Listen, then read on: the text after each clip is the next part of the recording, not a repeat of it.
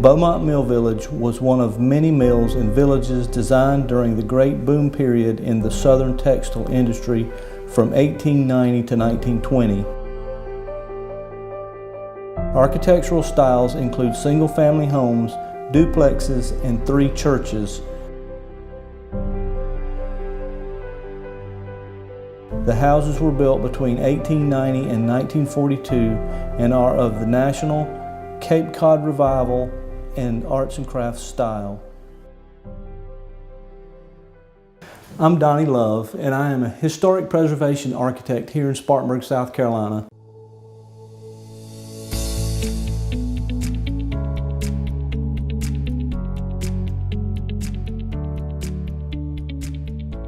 I was commissioned to do a study of this house in the Beaumont Mill Village on Phifer Street. The house had been empty for many years and had deteriorated to the point that it needed a lot of work, and so it was our job to go in and describe the scope of the work that was needed to bring the house back up to being a usable and contributing house in the community. The house itself needed just about everything you can think of. It needed a new roof, it needed painting, it needed interior finishes, heating and air conditioning, everything you can think of. We studied the building and took photographs. At the completion of that, we wrote a report that described the scope of work for each part of the house so that the house could be preserved in its original condition and renovated back so that it looked as much like it did when it was first built.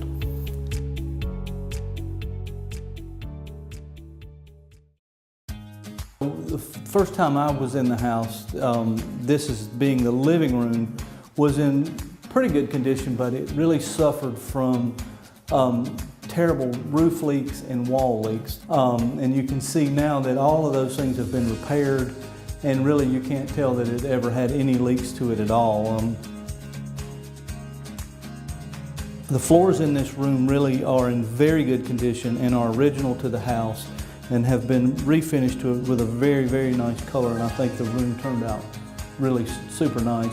As we move into the kitchen, this room actually was a small dining area when the house was constructed, but it was a dining room here, and then the next room over beside it was a very small kitchen. And so during the renovation process, the kitchen was made larger so that it takes up both rooms, but it also gave you plenty of room for a table and chairs so that you have more of a kitchen, an eat-in style kitchen, as opposed to a separate kitchen dining room.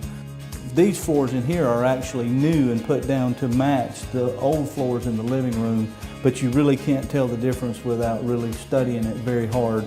The cabinets are all new and the countertops are all new, and the space itself has been completely transformed from what it was when I was in here the first time. As you move into the hallway, the house is a 2-bedroom house. The bedrooms really are pretty nice size. The floors are in really good condition. The windows, ceilings, everything in these bedrooms are in really good condition. The doors and door hardware have also all been replaced with new modern doors and hardware, and so really this is as nice as you would get in any brand new neighborhood anywhere in Spartanburg. The bathroom has also been completely renovated. It's in the same place that it was originally, but all of the fixtures and finishes have been completely updated and modernized so that it is a really nice functional bathroom. And then this is the other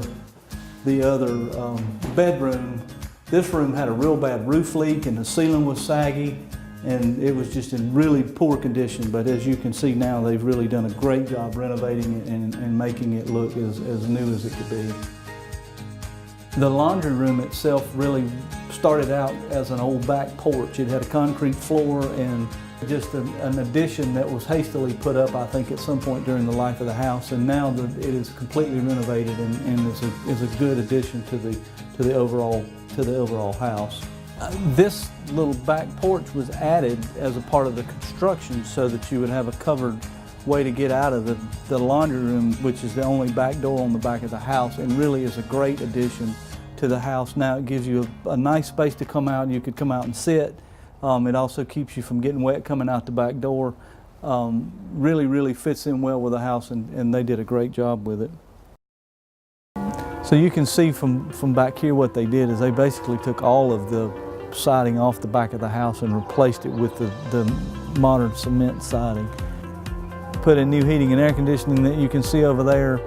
The roof itself is very good condition now. Before it was in terrible condition, especially at the joints where the little laundry room adjoined the main house roof. All of the wood trim was rotten, and you could see up into the attic, and it really was in terrible shape. But now it looks very good. You can see the difference. If you look here on the corner, you can see the difference between the new siding and the old siding, but the colors match, and the basic size of the siding is similar. So I think it really worked out very well. You can also see on the edges of the chimney where they made repairs to the wall to keep the chimney from leaking, and the walls from leaking, which was critical to keeping the water out of the house and keeping the plaster from being damaged by the water coming into the house.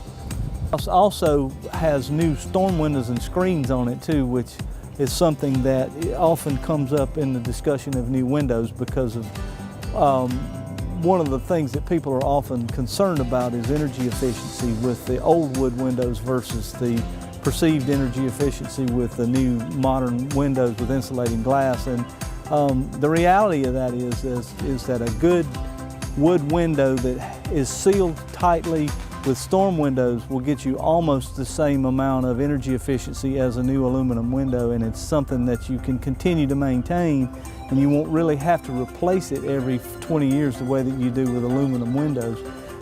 In addition to that, the majority of the heat that you lose out of the house is through the attic, and so a well-insulated attic is much more important to the energy efficiency of a house than having brand new windows. And so that's something that is a point of a hot topic of discussion in every historic district, because it is required that you keep your original wood windows, at least on the sides of the house that you can see from the street.